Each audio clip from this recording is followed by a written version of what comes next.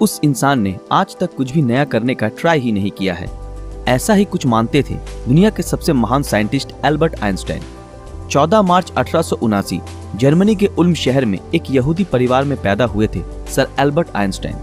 उनके पैदा होने के बाद डॉक्टर्स ने नोटिस किया कि उनका सर नॉर्मल बच्चों के मुकाबले काफी बड़ा था और वो एक एबनॉर्मल बच्चे के रूप में जन्मे थे।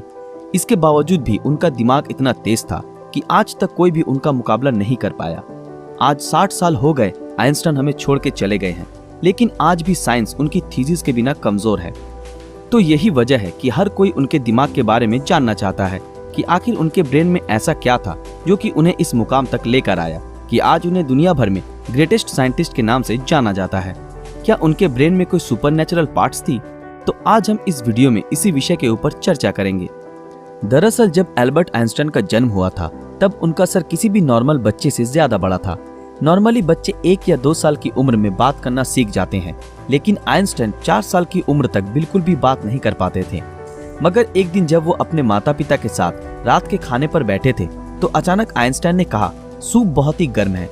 अपने बेटे को इस तरह एकदम साफ बोलता सुन उनके पेरेंट्स हैरान हो गए और खुश भी हुए। लेकिन बाद में जब उनसे पूछा गया कि अब तक तुम क्यों कुछ नहीं बोलते थे, तो आइंस्टाइन ने अजीब से जवाब दिया कि अब तक तो सब कुछ सही था। आइंस्टाइन के जीवन से जुड़े अजीबोगरीब किस्से यही नहीं रुके, बल्कि उनके बड़े होने पर भी उनकी कई ऐसी आदतें थी जिनके बारे में सुनकर हर कोई हैरान रह जाता है। जैसे कि एल्बर्ट आइंस्टाइन को डेट्स और फोन नंबर याद रखने में प्रॉब्लम होती थी, यहाँ तक कि उन्हें खुद का टेलीफोन नंबर भी याद नहीं रहता था। एक बार उनके एक सहकर्मी ने उनसे उनका फोन नंबर मांगा तो आइंस्टाइन उनके पास रखे टेलीफोन डायरेक्टरी में अपना नंबर ढूंढने लगे। ये देख के सहकर्मी ने चकित होकर बोला, आप अपना खुद का फोन नंबर क्यों याद नहीं रखते? तो आइंस्टाइन ने उनको कहा कि किसी ऐसी चीज को भला क्यों मैं याद रखूं जो मुझे किताबों में ढूंढने से मिल जाती है।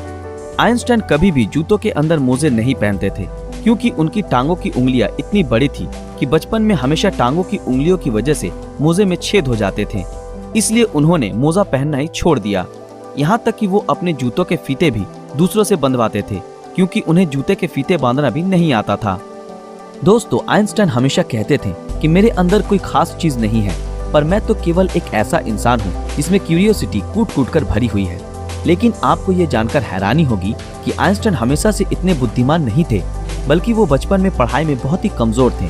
इसलिए बचपन में उनकी गिनती बेवकूफ बच्चों में की जाती थी। उनकी कुछ हरकतों की वजह से उन्हें कुछ लोगों ने तो शारीरिक रूप से विकलांग कहना भी शुरू कर दिया था। खास करके आइंस्टाइन के टीचर भी उन्हें पसंद नहीं करते थे क्योंकि वो सिर्फ साइंस और मैथ के अलावा हर सब्जेक्ट्स में फेल होते थे और बचपन से ही आइंस्टाइन को किताबी ज्ञान में कोई रुचि नहीं थी। हालांकि इसके बावजूद भी उन्होंने दुनिया के सामने साइंस की कई ऐसी थीसिस पेश की जिसके बिना आज भी साइंस कमजोर है, और यही वजह है कि उनका दिमाग आज भी चर्चा का विषय बना हुआ है। 18 अप्रैल 1955 आइंस्टाइन की मृत्यु के बाद पैथोलॉजिस्ट डॉक्टर थॉमस हार्वे ने आइंस्टाइन के परिवार की अनुमति के बिना ही उनके दिमाग को रिसर्च के लिए निकाल लिया था और वो वहां से भाग गए। इस हरकत के लिए डॉक्टर हार्वे को नौकरी से निकाल दिया गया, लेकिन उन्होंने कहा कि ऐसा उन्होंने सिर्फ रिसर्च के लिए ही किया है और वो वादा करते हैं कि वो आइंस्टाइन के दिमाग पर रिसर्च जरूर करेंगे ताकि आने वाले समय में इससे साइंस और साइंटिस्ट दोनों को ही कुछ फायदा हो सके। लेकिन रिसर्च के लिए परमिशन न मिलने के कारण डॉक्टर हार्वे ने आइंस्टाइन के दिमाग को एक जार के अंदर बेसमेंट में कैद रखा। बाद में आइंस्टाइन के बेटे हैंस एल्बर्ट आइंस्टाइन की अनुमति के बाद डॉक्टर हार्वे ने आइंस्टाइन के दिमाग पर रिसर्च करना शुरू किया।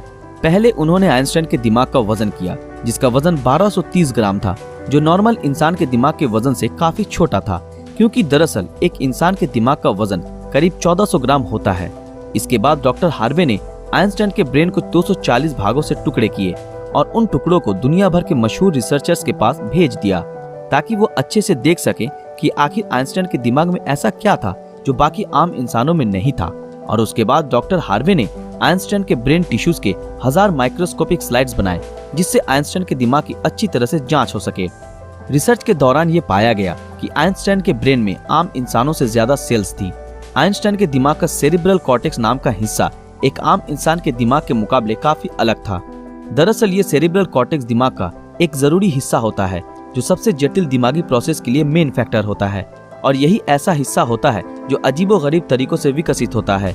और साइंटिस्टों का मानना है कि यही वजह थी कि उनका दिमाग बहुत ही असाधारण सोचता था। जब साइंटिस्टों ने आइंस्टाइन के ब्रेन को फर्दर एग्जामिन करना शुरू किया तो वो बिल्कुल हैरान रह गए कि उनके ब्रेन में रिंकल पैरिएटल ओपेरिकुलम मिसिंग है, जिसके कारण उनके ब्रेन की पैरिएटल लोब का साइज नॉर्मल ब्रेन से 20% ज्यादा बड़ा था। साइंटिस्टों का कहना है कि यही वजह है कि आइंस्टाइन की मैथमेटिकल स्किल और चीजों को इमेजिन करने की पावर नॉर्मल ब्रेन से ज्यादा थी, और उनके दिमाग में न्यूरॉन्स की डेंसिटी 17% ज्यादा थी, जिस वजह से आइंस्टाइन को ज्यादा ब्रेन पार्ट मिलती थी। साइंटिस्ट के मुताबिक इसी वजह से आइंस्टाइन का कंसंट्रेशन और दूरदर्शिता औरों से कई ज्यादा था। साइंटिस्ट कहते हैं कि आइंस्टाइन के ब्रेन में ज्यादा फोल्ड थी, जो उनकी इंटेलिजेंसी का और एक कारण था। आइंस्टाइन का दिमाग 46 टुकड़े के रूप में अमेरिका के फिलाडेल्फिया शहर के मटर म्यूजियम में प्रिजर्व किया गया है। दोस्तों, आज साइंस ने कितनी तरक्की कर ली है, लेकिन इसके बावजूद आज भी आइंस्टाइन के दिमाग और इंटेलिजेंसी एक पहेली बनी हुई है। लेकिन साइंटिस्टों को आशा है कि फ्यूचर में किसी बेहतरीन टेक्निक के जरिए आइंस्टाइन के दिमाग को और भी बेहतर तरीके से जानने में कामयाबी हासिल होगी। डॉक्टर थॉमस ने आइंस्टाइन के दिमाग के साथ जो कुछ भी किया, क्या वो सही था या गलत? इस बारे में आपकी राय हमें कमेंट में जरूर बताएं। दोस्तों, आज के लिए बस इतना ही। आशा करते हैं आप लोगों को ये वीडियो पसंद आया होगा।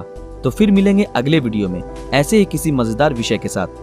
अगर आप ऐसे ही और वीडियो देखना चाहते हो तो हमारे इस चैनल को सब्सक्राइब करके बेल आइकन ऑन कर दें, ताकि जब भी कोई नया वीडियो आए आप तक नोटिफिकेशन पहुंच जाए।